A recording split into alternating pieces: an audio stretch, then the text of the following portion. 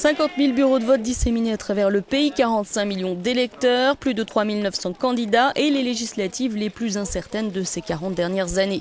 Le Premier ministre britannique conservateur David Cameron a voté dans sa circonscription à Witney, dans l'Oxfordshire. Dans les derniers sondages, les Tories étaient légèrement en tête devant leurs adversaires travaillistes, menés par Ed Miliband, qui a voté lui à Doncaster, dans le South Yorkshire. Ce matin, les titres de la presse londonienne soulignaient l'incertitude du résultat et la gravité des enjeux.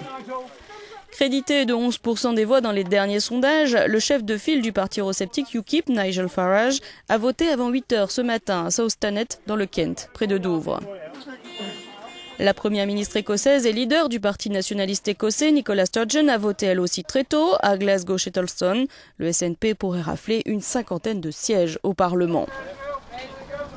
Les libéraux démocrates de Nick Clegg, faiseur de roi en 2010, en s'alliant avec Cameron, doit pour sa part voter à Sheffield Hallam dans sa circonscription du Yorkshire.